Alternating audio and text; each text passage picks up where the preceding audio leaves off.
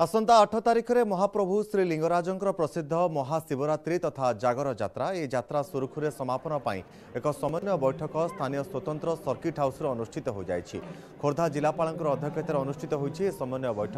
बैठक में बड़ू निजोग व्यतीत अन्य निजोगर सेवायत मंदिर प्रशासन विभिन्न स्वेच्छासेवी संगठन प्रशासनिक विभाग अधिकारी उपस्थित रही। बैठक में नीतिकांति ने विभिन्न प्रस्ताव पर आलोचना करा जायछि। भोर 3 मंदिर खोल जाए राति 10 महादीप उठा नहीं पूर्वर नीति निर्घंट स्थिर करा जायछि। एथिरे श्रीजीउंकर समस्त पालिया और सेवायत मंदिर में उपस्थित पूर्वक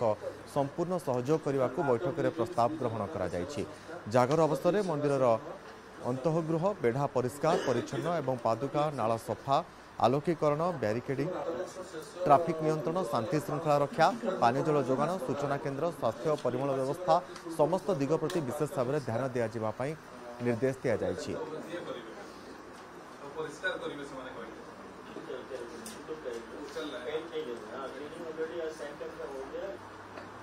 महाशिवरात्रि उपलक्षे महाशिवरात्रि जो सबू नीतिकांति अच्छी एवं से तार अरेंजमेंट्स आज सबू एजेंसीज मान को नहीं पब्लिक रिप्रेजेंटेटिव्स माने mayor madam minister MLA representatives माने सबू लाइन डिपार्टमेंट मान को नहीं आज गोटे मीटिंग करागला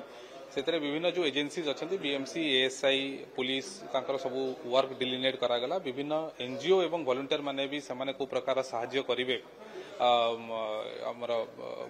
जो माने श्रद्धालु माने गोटे भल एक्सपीरियंस देवाई से बाबद में चर्चा है एवं आम आशा करुचु जे विभिन्न निजोगर पूजक मान